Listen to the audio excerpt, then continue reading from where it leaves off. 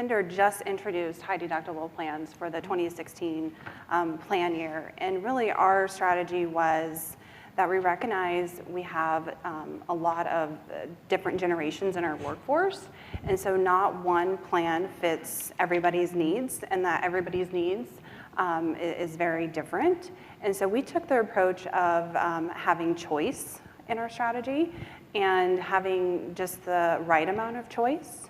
So we offer PPO plans, we offer HMO plans, and now we offer high deductible plans. And we had a goal of having at least 20% enrollment into our high deductible plans, and we actually got 25% enrollment, which was very good for us. But we also looked at our contribution strategy as well and tried to place those plans at a low cost to try to drive adoption into them, and hopefully those employees are going to be better consumers and help us control our healthcare costs increases that we continue to see.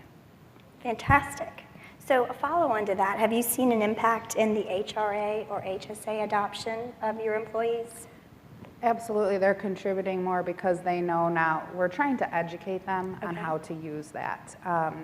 Whether we offer incentives through a wellness program, or if we somewhat maybe lower a couple co-pays on urgent care versus ER, they're starting to use those dollars and understand that they can use it. It contributes towards their deductible, and then they're realizing that they're meeting those requirements. Well, we're hoping that the word gets out to our employees of how good the high deductible plans are, and that the following year in 2017 that we would get more adoption into those programs, and then potentially look at adding an HSA. We wanted to start off with an HRA because we thought it was easier to understand.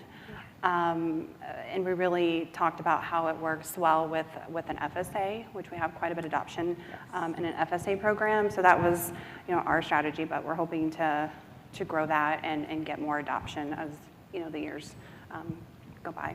Fender, we have a very robust wellness program, and we like to look at our data and figure out where we're seeing trends and what chronic conditions we have in our workforce, and then we try to tailor our wellness program to that. And I think the key is being able to look at that data and then try to find solutions that would impact those conditions and hopefully improve those conditions within the plan. So we're continuing to look at that, but I think having the data and looking at the analytics piece is just key to that. Prior to 2012, before we started our journey with Benefitfocus, we were paper-based in terms of how employees enrolled in their benefits.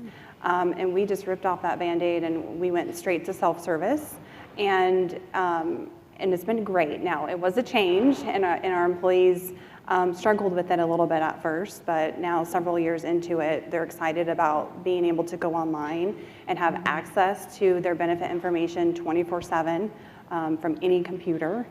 And we just, drive them to that. And we also have a very large Spanish-speaking population in our manufacturing facilities, and having the Benefitfocus platform available in Spanish has been absolutely fantastic, and having that available to them drives them to want to go onto the computer and go through their enrollment. So, and it allows my team, a very small team, to be able to focus on other meaningful projects than filling out paper and filing paper. From Fender's perspective, since 2012, we've only had active enrollment twice. So we take the approach of, unless we have major changes happening, we don't do active enrollment because it's a lot of work and it's a lot of effort. So we did active enrollment the first year we started with Benefitfocus in 2012, and we had about 99% engagement. And then we just had active enrollment for the 2016 plan year. So in October of 2015, we had active enrollment.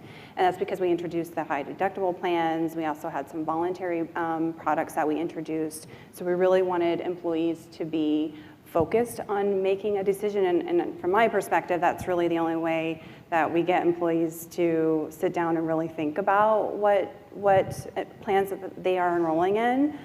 But it's a lot of work from an HR perspective. So we take the approach that we only do it whenever we have major changes. And that's usually where we want to see adoption into certain programs. And we try to drive that. Great.